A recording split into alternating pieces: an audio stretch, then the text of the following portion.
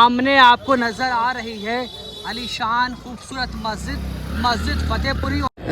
राम लाला चनारमल ने इसको ख़रीद लिया था, पैसा खर्च करके अंग्रेज़ों से ख़रीद लिया और वापस मुसलमानों के हवाले कर दिया। तो इसलिए ये भी इस मस्जिद की एक ज़बरदस्त तारीख़ है और हम सब एहसानमंद हैं और उनका शुक्रिया अदा करते हैं और आने वाली सारी मुस्लिम नस्लों को लाला चनारमल का जो है वो शुक्रिया अदा करना चाहिए। चांदनी चौक के मार्केट में है आपका भाई और हम यहाँ से जा रहे हैं फतेहपुरी मस्जिद।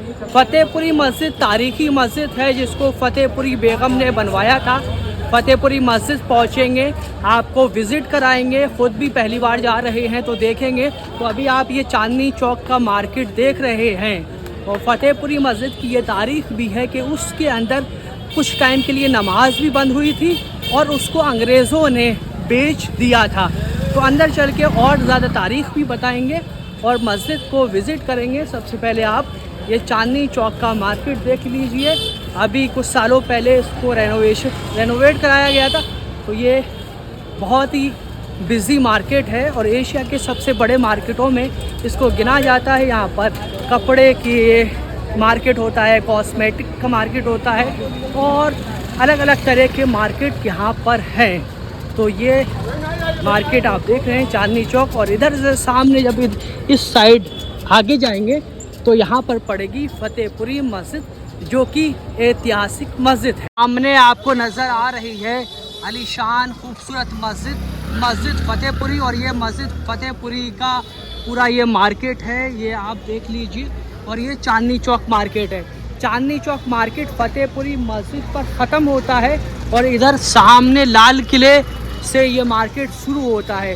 तो ये फतेहपुरी मस्जिद पे मार्केट ख़त्म हो जाता है। जो चांदनी चौक की सड़क है पूरी फतेहपुरी में एंट्री ली है और ये एंट्री गेट है मस्जिद फतेहपुरी का। और सामने आपको जो खूबसूरत नज़ारा देखने को मिल रहा है ये फतेहपुरी मस्जिद है। बहुत ही ऐतिहासिक मस्जिद है। अभी असर का वक्त हो रहा है, इंशाल्लाह यहाँ पर नमाज भी अदा करेंगे और आपको मस्जिद पूरी तरीके से दिखाने वाले हैं। और मस्जिद की बहुत ही खूबसूरत तारीख़ है, उस तारीख़ को भी आपके सामने रखने वाले हैं। अल्हम्दुलिल्लाह फतेहपुरी मस्जिद में हमने असर की नमाज़ अदा की और इस शाही फतेहपुरी मस्जिद में नमाज़ पढ़ने का मौका मिला। ये बहुत बड़ी नेमत है और अब आपको मैं फतेहपुरी मस्जिद पूरी दिखाने वाला हूँ। तो ये सामने आपको नज़र आएगा, ये गेट नंबर 1 है जो चांदनी चौक मार्केट एंड होता है, वो वाला गेट है। इस तरफ दूसरा गेट है और इस तरफ ये शाही फतेहपुरी मस्जिद का तीसरा गेट है और ये पूरी मस्जिद का कंपाउंड है। और इस तरफ से आप मस्जिद को देखिए, क्या खूबसूरत ये मस्जिद को फतेहपुरी बेगम ने बनवाया था जो कि शाहजहां की वाइफ हैं।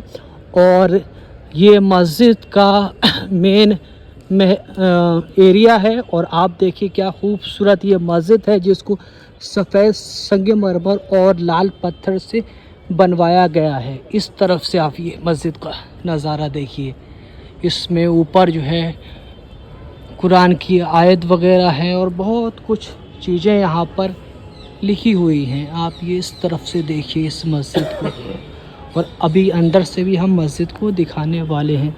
सामने आप मेहराब देखते होंगे, इधर मिंबर है और इसको सफ़ेद संगमरमर से बनवाया गया है। और इस तरफ से आपको थोड़ा सा दिखा दूँ, अभी नमाज़ पढ़ रहे हैं, इस तरफ से आप देखिए।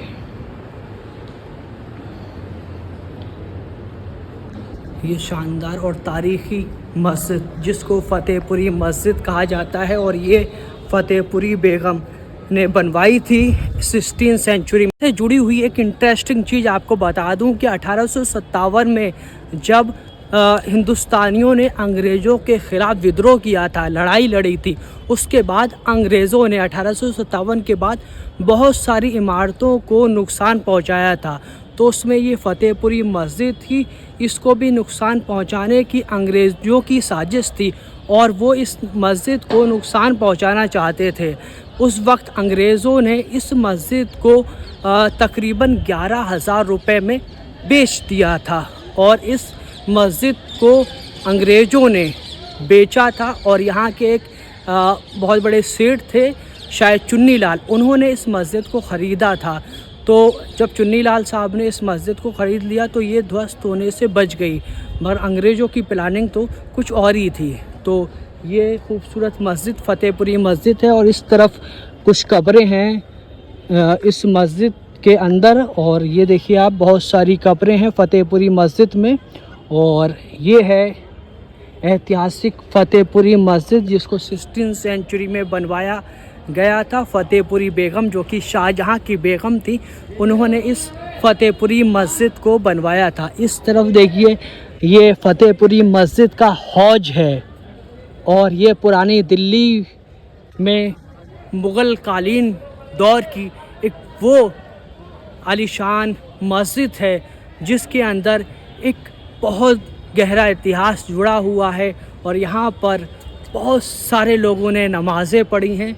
और जिस तरह से जामा मस्जिद मुग़ल दौर की एक बड़ी इमारत है, बड़ी हिस्टोरिकल साइट है, उसी तरीके से फ़तेहपुरी मस्जिद भी मुग़ल दौर की एक बहुत बड़ी नुमाया कंस्ट्रक्शन है जो उन्होंने करवाया था। तो हम फ़तेहपुरी मस्जिद विज़िट करने आए थे और हमारी मुलाकात हुई है मुख्तार अशरफ साहब से, जो कि आप फेसबुक और यूट्यूब पे देखते होंगे वो कंटेंट जिसमें ये तवारीख़ से जुड़ी हुई चीज़ें लेके आते हैं, दरगाहों के बारे में बताते हैं, सूफिया इकराम के बारे में बताते हैं और तारीख़ी मस्जिदों का भी जो है ये वीडियोस इनके रहते हैं।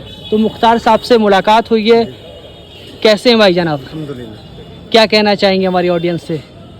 देखिए, हम इस वक्त शाही मस्जिद फ़तेहपुरी में हैं और ये शाही मस्जिद फ़तेहपुरी शाहजहाँ की एक बीवी थी फतेहपुरी बेगम, उन्होंने ही बनवाई थी। तो उन्हीं के नाम से इस मस्जिद को फ़तेहपुरी मस्जिद कहा जाता है। इंडो इस्लामिक आर्किटेक्चर का ये भी एक ज़बरदस्त नमूना है। और जब मुसलमानों के उरूज का ज़माना था इस हिंदुस्तान में, तो मुग़लों के उरूज के ज़माने में ये खूबसूरत मस्जिद बनाई गई थी। यहीं से 2-3 किलोमीटर के फासले पर शाही जामा मस्जिद दिल्ली भी है, जो हिंदुस्तान की एक आन बान शान है और सारी दुनिया में तामीरात के हवाले से वो भी एक अपनी अलग पहचान रखती है। तो ये जो शाही मस्जिद फ़तेहपुरी है, फ़तेहपुरी बेगम ने बनवाई थी। ख़ास तौर से ख़वातीन भी उस ज़माने में मस्जिदों की तामीरात में बहुत अहम किरदार अदा करती थी। यहीं पे दिल्ली में जामा मस्जिद से जब आप नीचे की तरफ आते हैं तो अंसारी रोड पे ज़ीनतुल मसाजिद है जो ज़ीनतुन्निसा बेगम ने बनवाई थी। उसी तरह से बहुत सारी मस्जिदें हैं। यहीं आप थोड़ा सा और आगे बढ़ेंगे, लाल किले के बिल्कुल बराबर में सुनहरी मस्जिद है, तो वो भी एक खातून ने बनवाई थी। तो जिस तरह से मर्द हजरात बहुत उस ज़माने में इमारतें बनवाते थे या तामीरात कराते थे, मस्जिदों की तामीरात में हिस्सा लेते थे, उसी तरह से ख़वातीन को भी अपने गहने और अपने ज़ेवरात के साथ साथ में इन इमारतों को बनवाने में भी बड़ी दिलचस्पी थी। तो ये इमारत एक खातून ने बनवाई थी, इसलिए भी बड़ी अहम है। दूसरा ये है कि इस इमारत की अपनी एक तारीख़ ये भी है कि यहाँ पे मदरसा भी चलता था और ये हॉस्टल भी हुआ करता था उस ज़माने में। और अच्छा, ये जो गेट बंद है, हाँ, ये कमरे थे उस ज़माने के भी, और आज भी यहाँ पे अब तो उस अंदाज़ का मदरसा नहीं चलता जिस तरह से उस ज़माने में मदरसा चलता था। उस ज़माने में तो सारी तालीम होती थी आर्किटेक्चर की, इंजीनियरिंग की और मेडिकल साइंस की, और जितने भी आजकल कॉलेजेस में और यूनिवर्सिटीज़ में या स्कूल्स में सब्जेक्ट्स पढ़ाए जाते हैं वो सारे के सारे सब्जेक्ट्स मदरसे में पढ़ाए जाते थे। हदीस, फ़िक़्ह और तफसीर के साथ में मेडिकल साइंस और history, geography, chemistry, political science, ये सारे सब्जेक्ट्स भी पढ़ाए जाते थे।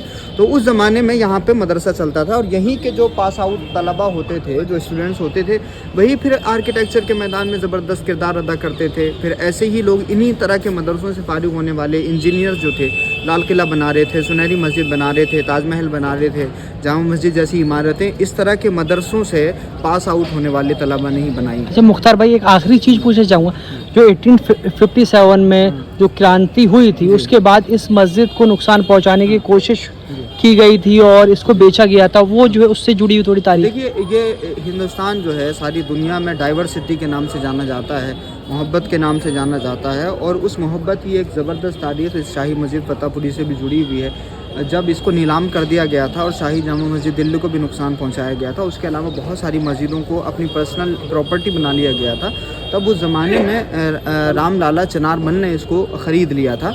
और ख़ुसूसी बात यह है कि जब उन्होंने इसको ख़रीदा तो उन्होंने अपने पर्सनल यूज़ के लिए इस्तेमाल नहीं किया, ये हिंदुस्तान की एक ऐसी तारीख़ है कि गैर मुस्लिम भाई ने जो यहीं के रहने वाले थे, इसी फतेहपुरी के रहने वाले वो राम लाला चनारमल थे, जिन्होंने ये मस्जिद अपने पर्सनल यूज़ में ना लेते हुए पैसा खर्च करके अंग्रेज़ों से ख़रीद लिया और वापस मुसलमानों के हवाले कर दिया। तो इसलिए ये भी इस मस्जिद की एक ज़बरदस्त तारीख़ है और हम सब एहसानमंद हैं और उनका शुक्रिया अदा करते हैं और आने वाली सारी मुस्लिम नस्लों को लाला चनारमल का जो है वो शुक्रिया अदा करना चाहिए कि उन्होंने मस्जिद ख़रीदी और मुसलमानों का और इस्लाम का एहतराम करते हुए ये मस्जिद जो है अपने पर्सनल यूज़ में नहीं रखी, अपनी पर्सनल प्रॉपर्टी नहीं बनाई, उन्होंने वापस ये इबादत खाना मुसलमानों के हवाले कर दिया। तो इस हवाले से हम उनका शुक्रिया भी अदा करते हैं और यही हिंदुस्तान की तहज़ीब है और यही तहज़ीब जो है सारी दुनिया में भारत की अपनी पहचान है। शुक्रिया मुख्तार भाई।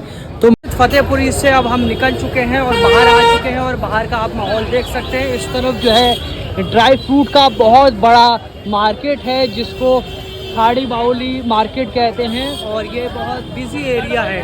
तो फतेहपुरी मस्जिद का विज़िट किया हमने, वहाँ नमाज़ पढ़ी अल्हम्दुलिल्लाह और आपको वहाँ की तारीख़ से रूबरू कराया और माशाल्लाह मुख्तार अशरफ साहब ने भी बहुत ज़्यादा गहराई से इन डेप्थ में आपको इन्फॉर्मेशन दी।